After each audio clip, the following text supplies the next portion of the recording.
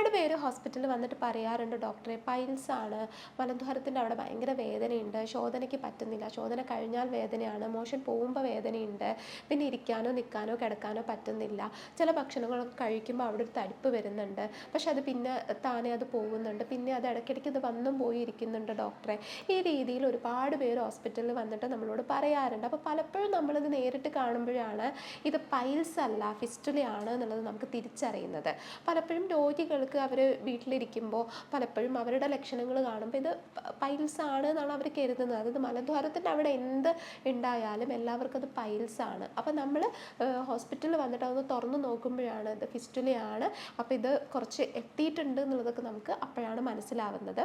അതേപോലെ തന്നെ പലർക്കും ഇങ്ങനെ ഈ ഒരു തടിപ്പ് വന്നിട്ട് അതൊന്ന് പോകുന്നുണ്ട് വരുന്നുണ്ട്. അപ്പോൾ ഇവർക്ക് ഇത് എന്ത് ഭക്ഷണത്തിൽ നിന്നാണിത് വരുന്നത്, എന്ത് ഭക്ഷണം കഴിക്കുമ്പോഴാണ് ഇത് കൂടുന്നത്, എന്തുകൊണ്ടാണ് മാറാത്തതെന്ന് പലർക്കും തിരിച്ചറിയുന്നില്ല. പലരും പറയും ഇത് മുൻപ് മെഡിസിൻ എടുത്തിട്ട് മാറിപ്പോയതാണ്, പക്ഷെ ഇത് പിന്നെയും തിരിച്ചു വന്നു എന്ന് പലരും പറയാറുണ്ട്. അപ്പോൾ പലർക്കും ഇത് എന്തുകൊണ്ടാണ് ഇതെന്ന് അറിയില്ല, പിന്നെയും തിരിച്ചു വരാനുള്ള കാരണങ്ങൾ എന്തൊക്കെയാണെന്ന് അറിയില്ല. അപ്പോൾ അതുകൊണ്ട് ഇന്നത്തെ വീഡിയോയിൽ ഞാൻ എങ്ങനെയാണ് നിങ്ങൾക്ക് പൈൽസും ഫിസ്റ്റുലയും തമ്മിൽ വീട്ടിലിരുന്ന് തന്നെ തിരിച്ചറിയുന്നത്, അതേപോലെ തന്നെ ഈ ഒരു ഫിസ്റ്റുല ഉണ്ട് എന്നുണ്ടെങ്കിൽ നിങ്ങൾ എന്തൊക്കെ ഭക്ഷണങ്ങളാണ് ഒഴിവാക്കേണ്ടത്, എന്തൊക്കെ ഭക്ഷണങ്ങളാണ് കഴിക്കേണ്ടത് ഈ ഒരു ഫിസ്റ്റുല മാറിപ്പോവാൻ വേണ്ടിയിട്ട്, ഇതാണ് ഇന്നത്തെ വീഡിയോയിൽ ഞാൻ പറയാൻ പോകുന്നത്. ഞാൻ doctor Tinu S, senior consultant, doctor Basil's homeo hospital, Pandikkad, Malappuram ജില്ല.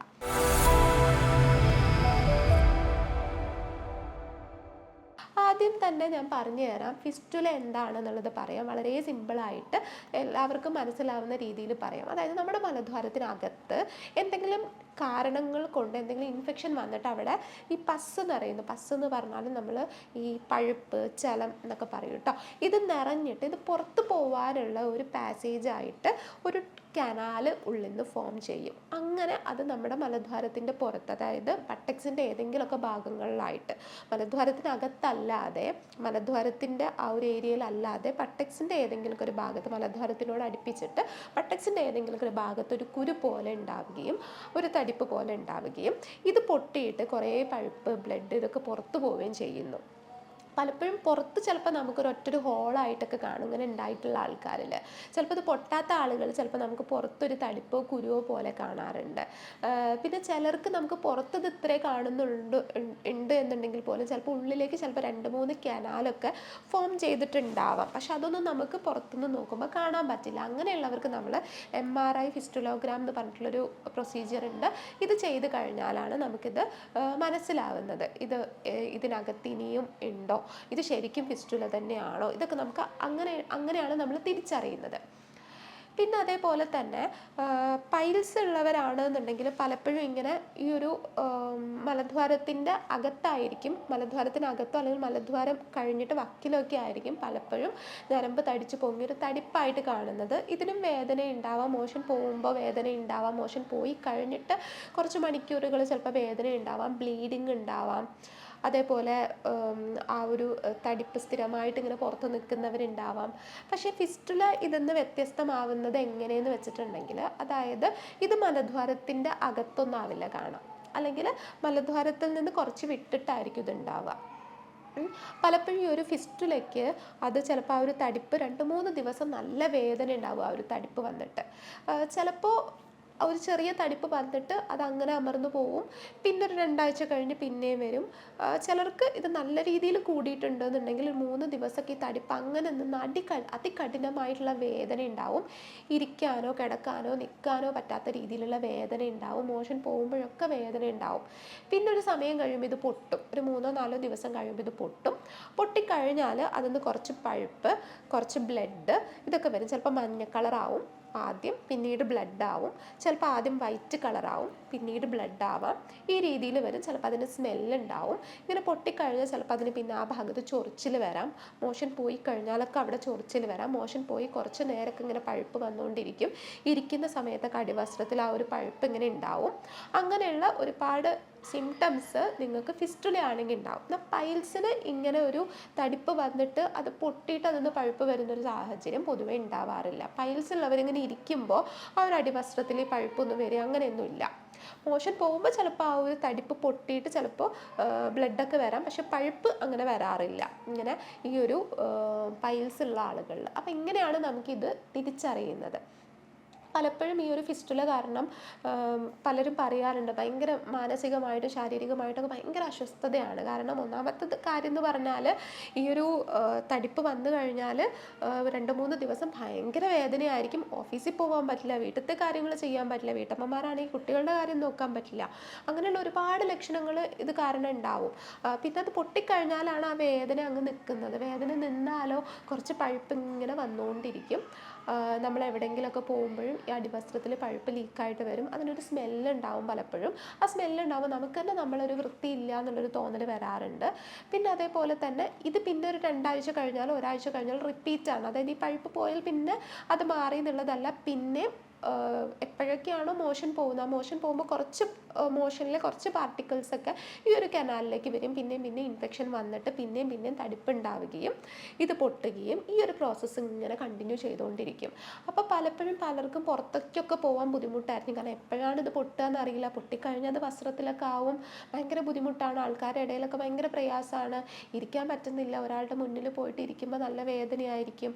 അങ്ങനെയുള്ള ഒരുപാട് ബുദ്ധിമുട്ടുകൾ ഇത് കാരണം ഉള്ളത് കൊണ്ട് തന്നെ എല്ലാവരും പറയും അടുത്ത് ഡോക്ടറെ ഇത് കാരണം വയ്യാതെ പറയുന്നവരുണ്ട്. പിന്നെ അതേപോലെ തന്നെ ഒരുപാട് പേര് പറയുന്ന വേറൊരു കംപ്ലൈൻ്റ് ആണ്, ഇങ്ങനെ ഫിസ്റ്റുല വന്നു ഞാൻ ട്രീറ്റ്മെൻറ്റ് എടുത്തു ഡോക്ടറെ, ഇത് മാറി, പക്ഷേ ഒരു 5-6 മാസം കഴിഞ്ഞപ്പോൾ ഇത് പിന്നെയും തിരിച്ചു വന്നു എന്ന് പറയാറുണ്ട്.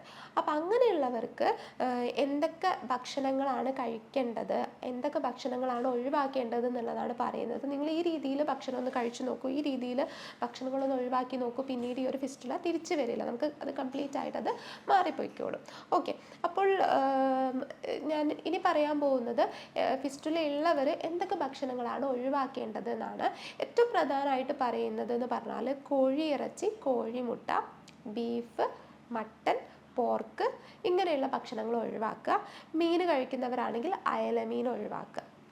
രണ്ടാമത്തേതായിട്ട് പറയാനുള്ളതെന്ന് പറഞ്ഞിട്ടുണ്ടെങ്കിൽ നിങ്ങൾ ഒഴിവാക്കേണ്ടത് കരിച്ചതും പൊരിച്ചതുമായിട്ടുള്ള സാധനങ്ങൾ. അതായത് ഇന്നത്തെ ജനറേഷൻ ആളുകൾ വളരെ കൂടുതലായിട്ട് കഴിക്കുന്നത് ഈ പുറത്തു നിന്നുള്ള അൽഫാം, ഷവായ, മന്തി ഇങ്ങനെയുള്ള സാധനങ്ങളാണ്. അപ്പം ഇങ്ങനത്തെ സംഭവങ്ങൾ കഴിക്കുമ്പോൾ ഈ ഒരു കണ്ടീഷൻ കൂടുതൽ വേഴ്സ് ആവാറുണ്ട്, ഇൻഫെക്ഷൻ കൂടാൻ സാധ്യതയുണ്ട്. അപ്പോൾ ഇങ്ങനെയുള്ള ഭക്ഷണങ്ങൾ ഒഴിവാക്കണം. പിന്നെ അതേപോലെ നിങ്ങൾ ബേക്കറി സാധനങ്ങൾ, മധുര പലഹാരങ്ങൾ, എണ്ണയിൽ വറുത്തുകോരിയ സാധനങ്ങൾ, വീട്ടിൽ തന്നെ നിങ്ങൾ എന്തെങ്കിലും ഉണ്ടാക്കുകയാണെങ്കിൽ അതിൽ അമിതമായിട്ട് എണ്ണ ഉപയോഗിക്കുക, അമിതമായിട്ട് നെയ്യ്, അമിതമായിട്ട് വെണ്ണ, അമിതമായിട്ട് പാല്, ഇതൊക്കെ നിങ്ങൾ ഒഴിവാക്കുക. പിന്നെ അതേപോലെ ചായ, കാപ്പി ഇവയുടെ അമിതമായിട്ടുള്ള ഉപയോഗം, മദ്യപാനം ഉണ്ടെങ്കിൽ അത് ഒഴിവാക്കുക. അതേപോലെ അമിതമായിട്ട് എരിവും പുളിയുള്ള ഭക്ഷണം നിങ്ങൾ ഒഴിവാക്കണം. ഇതൊക്കെ ഭയങ്കര ഇമ്പോർട്ടൻ്റ് ആണ് ഫിസ്റ്റുല പേഷ്യൻസിന്. അല്ലാതെ നമ്മൾ ഫിസ്റ്റുല വന്നു ട്രീറ്റ്മെൻറ്റ് എടുത്തു, ട്രീറ്റ്മെൻറ്റിൻ്റെ ടൈമിൽ നിങ്ങൾ ഇതെല്ലാം ഫോളോ ചെയ്തു, പിന്നീട് ട്രീറ്റ്മെൻറ്റ് നിർത്തിക്കഴിഞ്ഞിട്ട് നിങ്ങൾ പിന്നെ പഴയ പോലെ തന്നെ അമിതമായിട്ട് പുറത്തുനിന്ന് ആഹാരം കഴിക്കുന്നു, ഹോട്ടൽ ഫുഡ് കഴിക്കുന്നു, ചിക്കൻ, മട്ടൻ, ബീഫ്, മുട്ട ഇവയൊക്കെ ധാരാളം കഴിക്കുന്നു. നിങ്ങൾക്ക് മുൻപ് എന്തൊക്കെ ഭക്ഷണങ്ങളാണോ ഈ ഒരു ബുദ്ധിമുട്ട് കൂട്ടിയിരുന്നത് ഇതെല്ലാം നിങ്ങൾ പിന്നീടും സ്ഥിരമായിട്ട് കഴിച്ചുകൊണ്ടിരുന്നിട്ടുണ്ടെങ്കിൽ ഇത് തിരിച്ചു വരാനുള്ള സാധ്യത ഭയങ്കര കൂടുതലാണ്. ഇനി അടുത്തതായിട്ട് പറയാനുള്ളത്, നിങ്ങൾക്ക് ഫിസ്റ്റുല ഉണ്ടെങ്കിൽ നിങ്ങൾ എന്തൊക്കെ ഭക്ഷണങ്ങളാണ് കഴിക്കേണ്ടത് എന്നുള്ളതാണ്. അതായത് ഏറ്റവും പ്രധാനമായിട്ടുള്ളതെന്ന് പറഞ്ഞാൽ നിങ്ങൾ പച്ചക്കറികൾ കഴിക്കണം. ഭയങ്കര ഇമ്പോർട്ടൻ്റ് ആണ്. പച്ചക്കറികളിൽ പറയുകയാണെന്നുണ്ടെങ്കിൽ ക്യാരറ്റ്, ബീട്രൂട്ട്, കോളിഫ്ലവർ, ബ്രക്കോളി ഇങ്ങനെയുള്ള എല്ലാവിധ പച്ചക്കറികളും, ഇലക്കറികൾ, അതായത് ഇല എന്ന് പറയുമ്പോൾ നിങ്ങൾക്ക് മുരിങ്ങയില കഴിക്കാം, അതേപോലെ ചീര കഴിക്കാം, എല്ലാവിധ ചീരകളും കഴിക്കാം. ഇത് ഭയങ്കര ഇമ്പോർട്ടൻ്റ് ആണ്. ഇലക്കറികളും പച്ചക്കറികളും നന്നായിട്ട് കഴിക്കുക എന്നുള്ളത്. ഇത് നിങ്ങളുടെ ദഹനം പ്രോപ്പറാക്കാനും മോഷൻ നല്ല രീതിയിൽ ക്ലിയർ ആയിട്ട് പോകാനും നിങ്ങളുടെ ശരീരത്തിൽ ഇമ്മ്യൂണിറ്റി വർദ്ധിപ്പിക്കാനും ഇൻഫെക്ഷൻ ഉണ്ടാക്കുന്ന സാഹചര്യം ബോഡി കുറയ്ക്കാനും കാരണമാവാറുണ്ട്. അതേപോലെ തന്നെ പഴങ്ങൾ കഴിക്കണം. പഴങ്ങൾ എന്ന് പറയുമ്പോൾ പേരയ്ക്ക, പപ്പായ, ഓറഞ്ച്, മൊസമ്പി ഇങ്ങനെയുള്ള പഴങ്ങൾ, ആപ്പിള് ഭയങ്കര ഇമ്പോർട്ടൻ്റ് ആണ്. ഇവ കഴിക്കണം. ഇതിലിപ്പോൾ വൈറ്റമിൻ സി അങ്ങനെയുള്ള എല്ലാവിധ വൈറ്റമിൻസും നിങ്ങളുടെ ശരീരത്തിൽ ഇമ്മ്യൂണിറ്റി കൂട്ടാനും അതേപോലെ നിങ്ങളുടെ ദഹനം പ്രോപ്പറാക്കാനും ഇൻഫെക്ഷൻ്റെ അളവ് കുറയ്ക്കാനും കാരണമാവാറുണ്ട്. പിന്നെ ഉള്ളത് മീൻ നിങ്ങൾക്ക് കഴിക്കാം. മീൻ കഴിക്കുമ്പോൾ അതിന് എരിവും പുളിയും കുറച്ചിട്ട് കറി വെച്ച് കഴിക്കുക, ഒരിക്കലും വറുത്ത് കഴിക്കരുത്. ഞാൻ നേരത്തെ പറഞ്ഞ പോലെ തന്നെ മീനിൽ നിങ്ങൾ അയല ഒഴിവാക്കുക. കാരണം അയല പലപ്പോഴും നിങ്ങളുടെ ശരീരത്തിൽ എവിടെ നിങ്ങൾക്ക് വ്രണങ്ങളുണ്ടെങ്കിലും അല്ലെങ്കിൽ പസ് ഫോർമേഷൻ ഉണ്ടെങ്കിലും നിങ്ങൾക്ക് എവിടെ പഴുപ്പുണ്ടെങ്കിലും ആ പഴുപ്പ് കൂട്ടാൻ കാരണമാവാറുണ്ട്, അലർജി ആവാറുണ്ട്. അപ്പോൾ അതുകൊണ്ട് അയല മീൻ ഒഴിവാക്കുക. പിന്നെ അടുത്തത് നിങ്ങൾ നട്ട്സൊക്കെ ഒരു പരിധി വരെ കഴിക്കുക. അതായത് എപ്പോഴും മിതമായ അളവിൽ നട്ട്സ്, ബദാം ഇവയൊക്കെ കഴിക്കുക. പിന്നെ ഉള്ളത് എപ്പോഴും നിങ്ങൾ ഇങ്ങനൊരു പൈൽസോ അല്ലെങ്കിൽ ഫിസ്റ്റിലൊക്കെ വന്ന ആളാണ് എന്നുണ്ടെങ്കിൽ, ഇതുള്ളവരാണെന്നുണ്ടെങ്കിലും ഉണക്കമുന്തിരി, അത്തിപ്പഴം ഇവ നിങ്ങൾ തലേന്ന് വെള്ളത്തിലിട്ട് വെച്ചിട്ട് രാവിലെ ഇത് വെറും വയറ്റിൽ കഴിക്കുക. ഇത് ഭയങ്കര ഇമ്പോർട്ടൻ്റ് ആണ്. ഇത് മോഷൻ ഇങ്ങനെ ലൂസായിട്ട് പോവാനും മോഷനിൽ എന്തെങ്കിലും രീതിയിലുള്ള അണുബാധ ഉണ്ടെങ്കിൽ ഇതൊക്കെ ക്ലീൻ ആവാനും ഹെൽപ്പ് ചെയ്യാറുണ്ട്. പിന്നെ അടുത്തത് പയറുവർഗ്ഗങ്ങൾ കഴിക്കേണ്ടത് ഭയങ്കര ഇമ്പോർട്ടൻ്റ് ആണ്. മുളപ്പിച്ച പയർ, മുളപ്പിച്ച പരിപ്പ്, മുളപ്പിച്ച കടല ഇവയൊക്കെ ഭയങ്കര ഇമ്പോർട്ടൻ്റ് ആണ്. ഇവയൊക്കെ നന്നായിട്ട് കഴിക്കുക. നിങ്ങൾക്ക് ഇങ്ങനെ ഈ ഒരു രോഗമുള്ളവരാണെന്നുണ്ടെങ്കിലും ഉണ്ടായിട്ട് ചികിത്സിച്ച് മാറിയവരാണെന്നുണ്ടെങ്കിലും ഇത് പിന്നീട് വരാതിരിക്കാൻ ഇത് ഭയങ്കര ഇമ്പോർട്ടൻ്റ് ആണ്. പിന്നെ അടുത്തത് നിങ്ങളുടെ ദഹന വ്യവസ്ഥയെ ഹെൽത്തിയർ ആക്കാൻ വേണ്ടിയിട്ട് നിങ്ങൾ മഞ്ഞൾ, പിന്നെ വെളുത്തുള്ളി, വലിയ ഉള്ളി, ചെറിയ ഉള്ളി, പിന്നെ അടുത്തത് നിങ്ങൾ നിങ്ങളുടെ ദഹനം പ്രോപ്പറാക്കാൻ വേണ്ടിയിട്ട് ധാരാളം പുതിനയില, മല്ലിയില, വെളുത്തുള്ളി, ചെറിയ ഉള്ളി, സവോള, മഞ്ഞൾ, ജീരകം ഇവയൊക്കെ നല്ല രീതിയിൽ നിങ്ങൾ നിങ്ങളുടെ ഡയറ്റിൽ ഉൾപ്പെടുത്തുക. പിന്നെ അടുത്തത് തൈര്, യോഗേട്ട് ഈ 2 സാധനങ്ങളും ഭയങ്കര ഇമ്പോർട്ടൻ്റ് ആണ്. നിങ്ങളുടെ വയറിനെ സംബന്ധിച്ചിടത്തോളം അതേപോലെ തന്നെ നിങ്ങളുടെ കുടലിനെ സംബന്ധിച്ചിടത്തോളം ഇത് ഭയങ്കര ഇമ്പോർട്ടൻ്റ് ആണ്. അപ്പോൾ ഇതും നന്നായിട്ട് ഭക്ഷണത്തിൽ ആഡ് ചെയ്യുക. നന്നായിട്ട് വെള്ളം കുടിക്കുക, നന്നായിട്ട് ഉറങ്ങുക, ഇത് ഭയങ്കര ഇമ്പോർട്ടൻ്റ് ആണ്.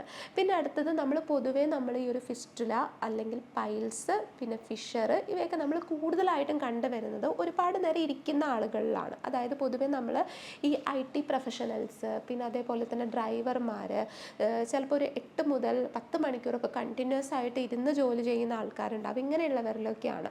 അപ്പോൾ അതുകൊണ്ട് നിങ്ങളിങ്ങനെ ഇരുന്ന് ജോലി ചെയ്യുന്ന ആളുകളാണെന്നുണ്ടെങ്കിൽ ആ ഇരുത്തം കംപ്ലീറ്റ് ആയിട്ട് നിങ്ങൾ ഒഴിവാക്കണം.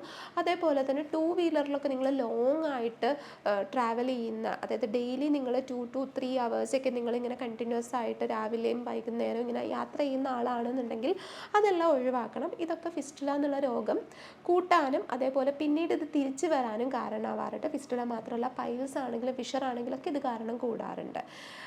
പിന്നെ അടുത്തത് പറയാനുള്ളത്, നിങ്ങൾക്ക് രാത്രി ഉറങ്ങേണ്ടത് രാത്രി തന്നെ ഉറങ്ങുക. ഒരിക്കലും രാത്രി ഉറക്കം ഒഴിച്ചിട്ട് പകൽ ഉറങ്ങുന്ന ആ ഒരു സാഹചര്യം ഉണ്ടാവരുത്. നേരത്തിന് ഭക്ഷണം കഴിക്കണം. രാത്രിയിലുള്ള ഭക്ഷണം എപ്പോഴും ഈസി ആയിട്ട് ഡൈജസ്റ്റ് ആവുന്ന ഭക്ഷണം മാത്രം കഴിക്കുക. പ്രത്യേകിച്ച് സാലഡ്, ഫ്രൂട്ട്സ് ഇതൊക്കെ നിങ്ങൾ കഴിക്കുന്നുണ്ട് എന്നുണ്ടെങ്കിൽ ഇത് മിക്കവാറും രാത്രി തന്നെ നിങ്ങൾ കഴിക്കാൻ ശ്രദ്ധിക്കുക. പിന്നെ നിങ്ങൾക്ക് വേറെ എന്തെങ്കിലും വയറിളക്ക രോഗങ്ങളൊക്കെ ഉണ്ടെങ്കിൽ, IBS, IBD ഇങ്ങനത്തെ രോഗങ്ങളൊക്കെ ഉണ്ടെന്നുണ്ടെങ്കിൽ ഇത് വരാനുള്ള സാധ്യത കൂടുതലാണ്. അപ്പോൾ അതുകൊണ്ട് തന്നെ ഇങ്ങനത്തെ രോഗങ്ങളുണ്ടെങ്കിൽ കൃത്യമായിട്ട് അതിന് ട്രീറ്റ്മെൻറ്റ് എടുക്കുക. പിന്നെ നിങ്ങൾ കുറച്ച് ടോയ്ലറ്റ് ശീലങ്ങൾ പാലിക്കുക. അത് ഭയങ്കര ഇമ്പോർട്ടൻ്റ് ആണ്. അതായത് നിങ്ങൾക്ക് ടോയ്ലറ്റിൽ പോകാൻ തോന്നുമ്പോൾ തന്നെ പോവുക. ഒരിക്കലും നിങ്ങൾക്ക് ഇങ്ങനെ ഒരു മോഷൻ പോകാൻ തോന്നുന്ന സമയത്ത് അയ്യോ ഞാൻ പുറത്താണല്ലോ, ഞാൻ വേറെ ടോയ്ലറ്റിൽ പോകില്ലല്ലോ, ഞാൻ എൻ്റെ വീട്ടിലെ ടോയ്ലറ്റിൽ മാത്രമല്ലേ പോവുള്ളൂ എന്ന് വിചാരിച്ചിരിക്കരുത്. അവിടെ നിങ്ങൾ എവിടെയാണോ നിങ്ങൾക്ക് ടോയ്ലറ്റ് അവൈലബിൾ ആവുന്നത് അവിടെ തന്നെ നിങ്ങൾ പോവുക. അതേപോലെ തന്നെ വീട്ടിലൊക്കെ നിങ്ങൾ തിരക്കിട്ട് എന്തെങ്കിലുമൊക്കെ ജോലി ചെയ്യുമ്പോൾ നിങ്ങൾക്കിങ്ങനെ പോകാൻ തോന്നി എന്നുണ്ടെങ്കിൽ ഉടനെ തന്നെ പോവുക. ഒരിക്കലും ഇത് കഴിയട്ടെ എന്ന് വിചാരിച്ചിരിക്കരുത്. രണ്ടാമത്തെ കാര്യം എന്ന് പറഞ്ഞാൽ, നിങ്ങൾക്ക് മോഷൻ പോകാൻ തീരെ തോന്നുന്നില്ല, പക്ഷേ എനിക്ക് ഈ സമയത്ത് പോയേ പറ്റൂ എന്നുള്ള രീതിയിൽ പോയി അനാവശ്യമായിട്ട് മുക്കിയിട്ട് മോഷൻ പോകാൻ വേണ്ടിയിട്ട് ഇരിക്കുന്നൊരവസ്ഥ ഇത് ഒഴിവാക്കുക.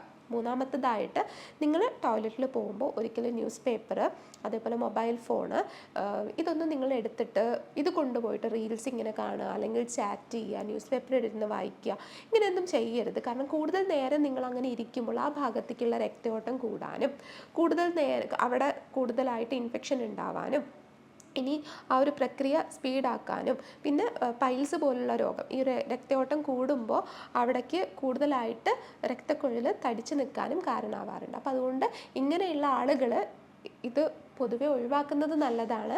അതേപോലെ തന്നെ ഇത് വരാതിരിക്കാനും ഇത് ഭയങ്കര, അതായത് ഇങ്ങനെ നിങ്ങൾ മോഷനിൽ ഞാൻ ഈ പറഞ്ഞ രീതിയിൽ മോഷൻ പോകാൻ തോന്നുമ്പോൾ മാത്രം പോവുക. അതേപോലെ അനാവശ്യമായിട്ട് അവിടെ പോയി ഇരുന്ന് മുക്കുന്ന അവസ്ഥ ഒഴിവാക്കുക. മോഷന് പോകുന്ന ടൈമിൽ നിങ്ങൾ മൊബൈൽ ഫോൺ, ന്യൂസ് പേപ്പർ ഇവയൊക്കെ കൊണ്ടുപോയിട്ട് അനാവശ്യമായിട്ട് കുറേ നേരം അവിടെ ഇരിക്കുന്നത് ഒഴിവാക്കുക. ഇങ്ങനത്തെ കാര്യങ്ങൾ നിങ്ങൾ ഫോളോ ചെയ്യുക. അത് ഭയങ്കര ഇമ്പോർട്ടൻ്റ് ആണ്. അടുത്തതായിട്ട് പറയാൻ പോകുന്നത്, ഈ ഒരു പൈൽസോ ഫിഷറോ ഫിസ്റ്റുലോ ഒക്കെ ഉണ്ടെന്നുണ്ടെങ്കിൽ ഇതിൻ്റെ ചികിത്സാ രീതി എങ്ങനെയൊക്കെയാണെന്നുള്ളതാണ്. അതായത് ഇവിടെ ചെയ്യുന്നത് ഇങ്ങനെയാണ്. ആദ്യം രോഗിയെ നമ്മൾ കൃത്യമായിട്ട് അവരുടെ സിംറ്റംസും കാര്യങ്ങളും ചോദിച്ചറിയും. അതായത് ഇത് പൈൽസ് ആണോ, ഇത് ഫിഷറാണോ, ഇത് ഫിസ്റ്റുലയാണോ. പിന്നീട് നമ്മൾ അത് നോക്കും, ഇതെന്താണ്, അതായത് രോഗി പറയുന്നത് കൃത്യമാണോ നോക്കാൻ വേണ്ടിയിട്ട് ഇത് നോക്കും. പിന്നെ ഓരോ രോഗിയുടെ മാനസികവും ശാരീരികവുമായിട്ടുള്ള എല്ലാ കാരണങ്ങളും കണക്കിലെടുത്തിട്ട് ആർട്ടിഫിഷ്യൽ ഇൻ്റലിജൻസ് ഒക്കെ ഉപയോഗിച്ചിട്ടാണ് നമ്മൾ രോഗനിർണയവും മരുന്ന് നിർണയവും നടത്തുന്നത്. അതേപോലെ തന്നെ ജർമ്മനിയിൽ നിന്നുള്ള മെഡിസിൻസ് ആണ് ട്രീറ്റ്മെൻറ്റിന് വേണ്ടിയിട്ട് ഉപയോഗിക്കുന്നത്. അതുകൊണ്ട് തന്നെ രോഗിക്ക് ജീവിതകാലം മുഴുവനും മരുന്ന് കഴിച്ചിരിക്കേണ്ട ആവശ്യമില്ല. ഞങ്ങൾ ഈ പറയുന്ന രീതിയിലുള്ള ഫുഡ് കൺട്രോളും അതേപോലെ തന്നെ മെഡിസിനും ആവുമ്പോൾ തന്നെ ഒരു പ്രത്യേക കാലയളവ് മരുന്ന് കഴിച്ചിട്ട് മരുന്ന് നിർത്തേണ്ട ഒരു സാഹചര്യത്തിലേക്കും രോഗി എത്തുന്നതാണ്. ഇതേപോലെ പൈൽസ്, ഫിഷർ, ഫിസ്റ്റുല പോലുള്ള രോഗങ്ങളുമായിട്ട് ബന്ധപ്പെട്ടിട്ടുള്ള സംശയങ്ങളോ അല്ലെങ്കിൽ നിങ്ങൾക്ക് ട്രീറ്റ്മെൻറ്റൊക്കെ ആവശ്യമുണ്ട് എന്നുണ്ടെങ്കിൽ നിങ്ങൾക്ക് എന്നെ കോൺടാക്റ്റ് ചെയ്യാവുന്നതാണ്. ഞാൻ doctor Tinu S, senior consultant, doctor Basil homeo hospital, Pandikkad, Malappuram ജില്ല.